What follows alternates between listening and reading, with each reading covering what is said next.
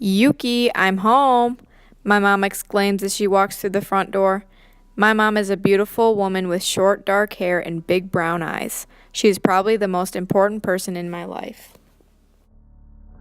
Hey, I say a little monotone. I'm just sitting on the recliner watching my daily television shows and playing on my iPad. That's what I normally do on a Friday afternoon since I physically can't run around and play like a normal 16-year-old kid. I have lung cancer. It kind of sucks. Not the fact that I can't be physical. I don't mind that. It's just extremely annoying that it's difficult to take a single breath. I feel like no one else knows what that feels like. It's quite frustrating. How was your checkup? Mom asks me from the kitchen while she puts groceries into the refrigerator. Every other Friday, I am forced to get a checkup appointment at the Cancer Institute Hospital of JFCR, or the Japanese Foundation for Cancer Research. They basically just make sure my lungs are holding up, even though they rarely ever find anything unusual. Fine, I respond again monotone. Where's Dad? He has a meeting in Tokyo today. Didn't I tell you? Mom says. Oh, what's for dinner? I don't know yet. Yuki, can you please help me put away the groceries? I stand up a little faster than I should have. I get a quick head rush and sit down again. Are you all right? Mom yelled worriedly from the kitchen. As I was about to respond, I lose my breath. I freak out for a second and I can tell my eyes got wide and my heart started to beat faster. I try to inhale again, but I just can't. It feels like I'm being choked. I try to display some sort of body language to tell my mom that there is something going wrong. Everything is happening so fast and I don't know what is going on. I feel my face turning a deep red and my eyes becoming bloodshot. I see my mom running my way with concerned eyes as she quickly grabs me and guides me to our car. For some reason, I feel bad for her. She does so much for me, and I don't even know what it feels like to have such an ill son. That much worry would be very overwhelming. Oh my God, you're okay, she let out under her breath. As I sit in the back seat, I feel as if I'm going to pass out, but I don't. It seems like the absolute longest 5 minutes of my life. In the car, my mom is calling the hospital in panic to tell them we are on our way. I think I'm going to faint. Oh look, he's waking up, says an unfamiliar voice. All I can see is blur, and at first I don't know where I am, but then I recognize the scent. It smells like plastic and hand sanitizer. I know where I am. The Cancer Institute Hospital. I am kind of annoyed because I've been here so many times when my lungs act up. I don't remember anything, and I don't know why I'm here. What happened? I mumble. Hi, Yuki. I'm your nurse, Hanna, the woman says in a high, airy voice. Hey. So what happened was that your lungs filled up with water, which restrained you from inhaling, Hanna informs. You are actually very lucky you made it out of this situation alive. I know she said that I was lucky, but I don't feel lucky. Other kids don't have to deal with all of this. Frustration fills me, but I'm too tired to cry. Yuki, I thought your checkup went well today, my mom says to me curiously. Before I could answer her, Hanna cuts in and says, Doctors make mistakes all the time, but this rarely happens to our lung cancer patients. Both my mom and I nod as if we understand, even though I can tell my mom is as confused as I am. Yuki, you are on a lot of medication, so it would be ideal to rest or take a nap, Hanna says. I nod and relax my head back on my pillow. I fall asleep the second I close my eyes. I am awoken by the rumble and shaking of my hospital bed. It is just my mom and I in the room when the earthquake sirens go off. Go back to sleep, honey. It's just a warning, my mom says calmly. I am not taken by surprise that there is an earthquake warning, as here in Minato, Japan, we get them all the time. I try to fall back asleep, but the siren is too loud for me to relax.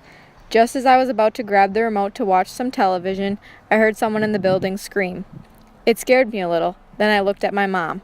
She looks up from her book at me with a confused facial expression. What was that? I ask. A nurse, panting, runs into the room and screams, There is a major earthquake and tsunami on its way! I am in disbelief. I don't know what is happening or what to expect. I look at my mom, and she has her forehead all wrinkled up, and I can tell she is in shock. "What do we do?" my mom asks worriedly. "Stay calm. We have nothing to worry about. I just found out we are on high enough ground to completely avoid the tsunami," says the nurse. One part of me is relieved, and the other part of me is worried out of my mind. I quickly get up and look out the large window of the hospital room. I stand there with my mouth wide open for a good 20 seconds. Are my eyes deceiving me? I see a giant, slow-moving gray wave swallowing up the entire city. I see giant boats that now seem so frail and fragile. Houses are being destroyed right before my eyes. Everything the wave touches turns to black. The air is growing darker and darker with every second. I see tiny little people running everywhere, trying to escape the terror. People try not to breathe in the toxic air, but they just can't. There are dogs and owners sitting on the top of their own roofs, floating through the mucky water. Then I see the thing that will scar me for the rest of my life, a mountainous pile of dead bodies building up on the hillside. I am so dismayed I can't even cry. I didn't even notice my mom was looking at the same thing I was. Looking at her, my heart dropped. Her chin was all shriveled up, and I know she is going to sob. Her eyes filled with tears, and she looks away. "Mom?" I say calmly, sure not to scare her more than she already is. She just looks at me for a moment, then hugs me. "It's going to be okay," she says, still crying. Then she releases her embrace. She dials someone on her cell phone. I'm guessing it's my father. She waits for 30 seconds with the phone to her ear, waiting for someone to pick up.